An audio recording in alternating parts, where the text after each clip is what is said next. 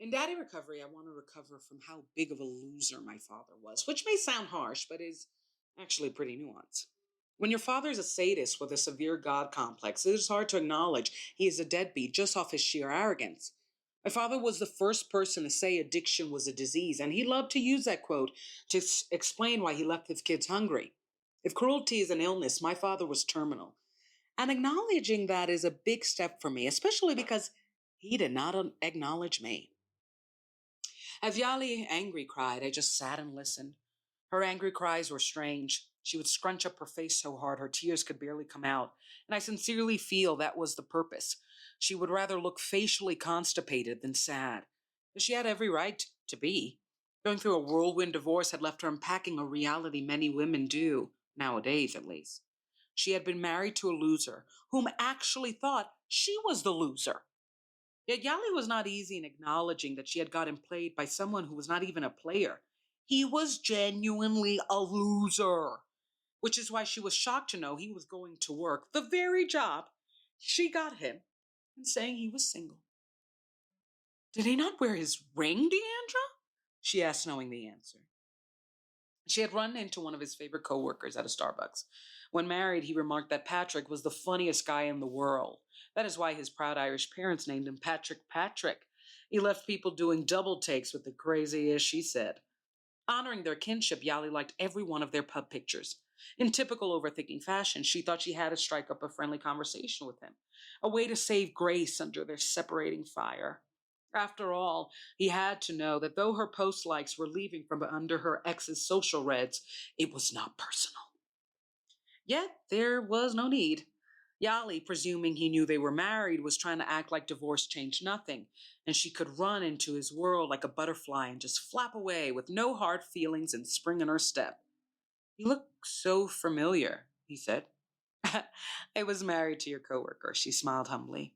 Which one? He asked in a friendly tone. Yali, a little shaken, said, Javier. He's not married, he said blankly. We're divorcing, she replied humbly again, not yet realizing they were having two very different conversations. No, I hang out with him all the time. He never said he was married. We've even flirted with a few girls together. He's single. At this point of her retelling, I had multiple questions. First of all, what woman approaches a man to say she's married with his friend? That's not just something we invent. Why was why was Patrick fighting so hard? Also, what the F did he mean they were flirting with girls? Was he saying he was single or just acting like he was and letting everyone presume it? You know what I mean? Like when Rita Ora let everyone presume she was black, but she was actually Armenian. After all, we presumed, never asked, and she got some material clout from it. Yet for Yali, the concept of his potential infidelity was outrageously painful. Sure, they were not having sex near the end. Of course, he debased her body and spirit. And yes, he did pick up a gym membership and a pension for weekend bro trips. But surely he was loyal, even if not in love. Still, Yali was just trying to process the pain of her anonymity in his life, especially when she was a good wife. I felt her pain as a good daughter. One of the reasons my father wanted to get rid of me so badly and consistently asked me not to meet my cousins or his family was because if no one sees us, he does not have to speak on us and my origins. To his world, my mother and I never existed, something I noted the one time I met his grandkids. They were curious where I came from, why I looked different, and basically who I was. And frankly, I understood. My father made me cry every day with his abuse. But once he left, he was allowed to be like Javier, a beacon of light for the people he actually liked or wanted to like him. What Yali was grieving was not the fact that her husband hit her, disliked her, and probably cheated. She was grieving the unnecessary abuse he used to do it and how she stayed. My father tore me down every moment he could and then wept to my siblings how I did not want him. He humiliated me in every single public outing he could find and yet hid me from the publicity of his own world.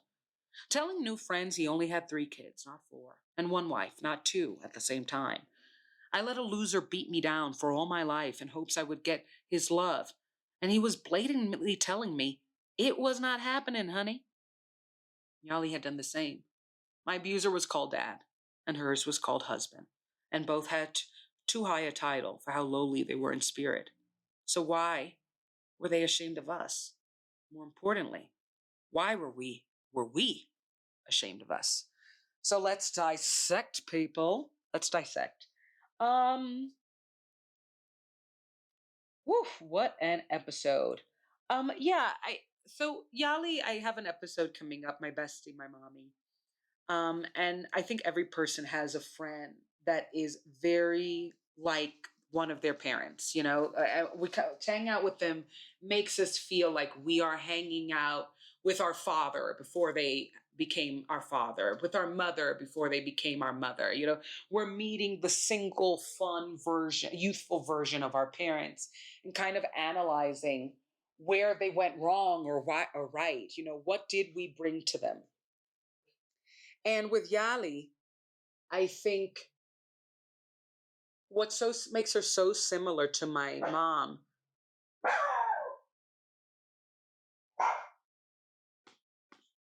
Coco. What makes her so similar to my mom is that they are both very intelligent women that refuse to acknowledge when they have fallen into a trap or when someone has played them because that challenges their intelligence.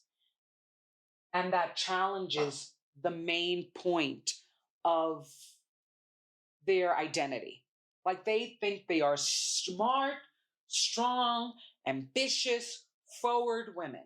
And then comes this scam artist, this loser who really successfully pulled a veil on them. And when that veil is lifted, they struggle grieving because they think to to grieve what they did is also to kind of claim their stupidity. But I don't even think intelligence has to be involved. Yeah, I guess it is, but it doesn't. I would rather heal from my stupidity and grieve their cruelty than just act like nothing happened and potentially fall into the trap again. And that's why sometimes with daddy recovery, I try to really analyze my role in situations, because part of why I have so many toxic exes, part of why I have like these bad choices in business and these really poor friendships is I just tell myself I'm a good person because I love. And I don't see that I'm not becoming a better person because I don't love myself. And if I loved myself, I would be able and I would be brave enough to analyze when I am stupid, when I don't see the red flags, when I think ignoring the red flags or turning them pink is a healthier option. And they don't do that. They would rather throw themselves in traffic. And it's really frustrating as my mother's daughter and as Yali's bestie sometimes to handle that, because they they kind of make me their open ear and their emotional vent. And I feel sometimes like I'm a diary page that then they rip up, because the next day they act like nothing happened. And it's okay, what can we do? Tomato, tomato. And I hate it because it affects me. And it makes me feel like when I see them headed for danger or the same type of danger, I can't say anything because that's not how they process. And if I'm a good friend or a good daughter, I just have to respect their process and be there for the crash. Um, but I think it's funny because I had two thoughts. Like I was like, Patrick, what woman goes up to you and tells you I'm married to your bestie, your co-working bestie, and just invents that? Like that's just not something we invent. Like that's not, like, and not even saying I'm married, I'm divorcing him. Why would I say I'm divorcing your co-working? But no, you must have the wrong man. Come on now. But then it was like, oh God, was he cheating? I think he was cheating. And he went into a new relationship very quickly. But it was also, I think this is Yali's perspective was she was more hurt that he didn't grieve the marriage, although he kind of exited before he exited, because that was something that I spoke about. My father always mistreated me, always was very purposefully cruel, debasing me mentally, financially, running schemes to hurt me. And then he would say, but I love you. Would put me in danger and then say, but call me if you need, putting me in need. And I think in my perspective, it's kind of like, what was he supposed to grieve? He was mistreating you the whole time until he got so bored mistreating you that he left. And that's what happened with my dad. When my dad we did a 3-day kind of, can this relationship work out? He went back to abusing me. And then my mother called him, what the hell? And he said, well, I hope she has a great life. Bye. And when I had met, he literally said that. And when I had met his grandchildren like a decade or so before, they didn't really know about me. They didn't know about me. Let me just say it. They didn't know about me. They were, who's she? Why does she look like that? Like, typical little kid curiosity. Where's she from? Oh, she has a different mommy. And I know my father stopped mentioning me. And part of why he didn't want me back into his life and never wanted me fully into his life is because I was hidden. Like, I wasn't invited to their family functions, very, very rarely. I would see on Facebook all these gatherings, aunts, uncles. I wasn't invited, very rarely. And he didn't like when I started growing closer to my cousins. My father wanted me erased. And he was abusing me, so I would stay that way. And I think part of the grief that Yali is going through is that you could have just left. You didn't even have to enter my world. To be so intentionally horrible to me so that I stay submissive to you is proof that it's not just that you didn't want to do better for me, is that you wanted to do me harm. You wanted to harm me. And all I did was love you. You wanted to destroy me. And all I did was want to be with you. And now I have to analyze, why the hell would I want to be with my abuser for 7 years?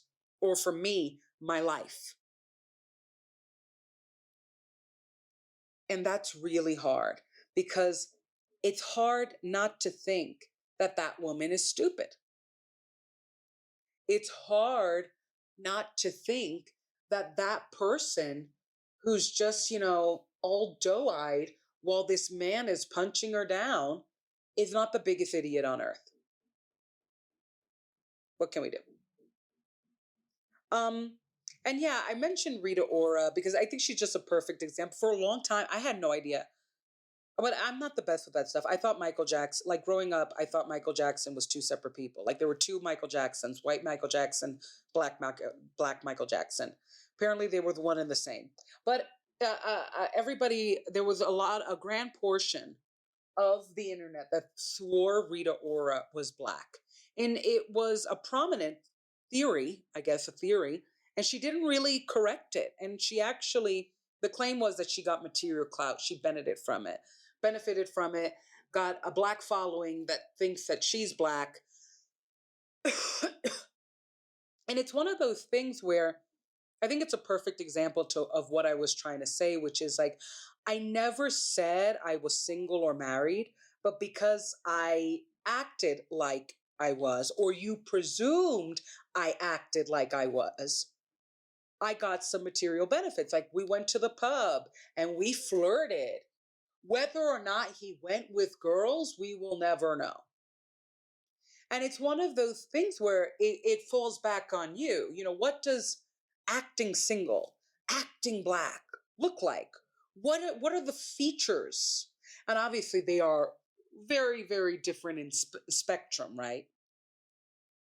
But it's this kind of sometimes people weasel their way or snake. And I'm not calling Rita or a weasel or snake. Nope, nope, nope. But what I'm trying to say is sometimes people can weasel their way into poor behavior or be very sneaky and get some material clout by not, by letting you assume what's true and having technically the moral right not to correct you. Like, if you want to say what I am and I'm not that, I don't have to be involved in your conversation with yourself about what is my identity. And I think with her husband, what was really hurtful was, but you're married and you do got a wife. And ew. You know, I don't think that logic necessarily works. But hey, what do I know, right? I don't weasel. I don't weasel. But it's a logic that my father had as well, which is this kind of concept of, and I talked about it in Jesse in Japan, this kind of idea of the way you present yourself to people. It's on people whether or not they believe you and what they believe about you. It's on you to present yourself, and it is a valid. It's valid to present yourself how you want. After all, fake it till you make it. If you want to be a CEO, you got to act like a CEO, right? Until you actually become one. But and while the problem is there is truth to that, the clash comes in the moral murkiness of who you betrayed, whether they should have been betrayed, whether they really just betrayed themselves. The whole, it goes back to that whole adage: when you assume, you make an ass out of you or me. Who's really the ass? These are valid questions. But check out daddyrecovery.com. And just follow me. Please follow. Love you.